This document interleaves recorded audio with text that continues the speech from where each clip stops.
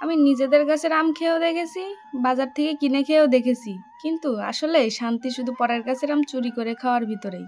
ছোটবেলায় আম চুরি করতে গিয়ে মানুষের কত যে তাড়া খেয়েছি তা এখন মনে পড়লেই হাসি পায়। আমরা ছোটবেলায় এক বয়সী ভাই বোন বন্ধুরা সবাই একসাথে মিলে আম কুড়াইতে যেতাম। আমাদের এদিকে আম কুড়ানোরও বলে আম খোটা। এখন সবাই নিজেদের পরিবার আর কাজ নিয়েই ব্যস্ত। কি আর করার, এখন এই ছোট ভাই বোনদের নিয়েই নিজেদের গাছের আম খাই। এগুলো কয়দিন আগে ঝড়ে পড়া আম, কিন্তু আমি আলসেমি কাজে ব্যস্ত থাকার কারণে আমগুলো কয়দিন ফ্রিজে রাখাই ছিল। এরপর সিজন চলে গেলে এ দিয়ে আর কোনো কাজে লাগবে না, তাই আজ অনেক কষ্টে নিজের আলসে চাকরি থেকে ছুটি নিয়ে ভিডিও করেই ফেললাম।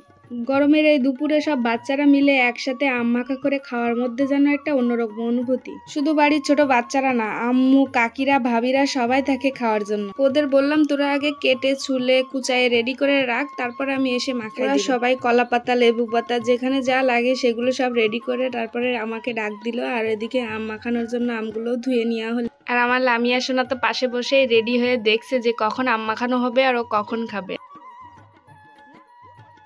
আম কুচায় রাখার জন্য লামিয়া একটা গামলা নিয়েও বসে আছে যে এতে আমগুলো কুচায় রাখবে।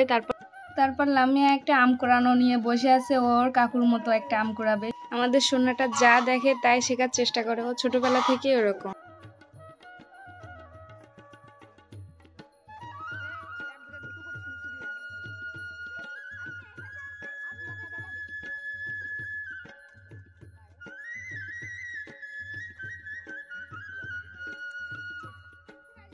এদিকে সব আমগুলো কুচায় রেডি করতেছে, আর সুমন কিছুটা নারিকেলের পাতা এক জায়গায় করে শুকনো মরিচ পোড়ায় নিল আমের দেওয়ার জন্য।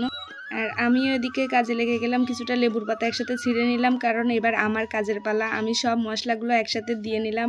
এই শুকনা মরিচ, কাঁচামরিচ, রসুন, লেবু পাতা আর সরিষা লবণ একসাথে বাটার যে একটা ফ্লেভার, এই ফ্লেভারটা আমি অন্য কোনো মশলায় পাই না। আমার এই ফ্লেভারটা দিয়ে যেন সব রকম ভর্তা খাইতেই ভালো লাগে।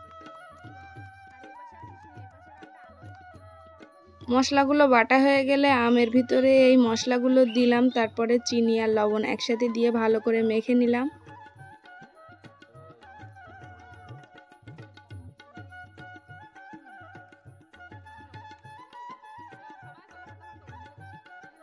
তারপরে আমি সব বাচ্চাদের কলা পাতায় অল্প অল্প করে আম মাখা দিলাম, আর পিছনে ভাবিরা কাকিরা যারা আছে তাদের দিলাম। তো ওদের ক্যামেরার সামনে আনা যাবে না, ওরা লজ্জা পায়, সরি মোবাইলের সামনে আনা যাবে না। তা সবাইরে ভাগাভাগি করে দিয়ে আমি একটু খেয়ে দেখলাম। আসলে সবাইরে দিয়ে খাওয়ার ভিতরে যে শান্তি, একা খেয়ে সেই শান্তিটা পাওয়া যায় না। তাও ভিডিওটি কেমন লাগছে অবশ্যই আমারে কমেন্ট করে জানাবেন। যদি ভিডিওটি ভালো লাগে অবশ্যই একটি লাইক কমেন্ট শেয়ার করে দিবেন।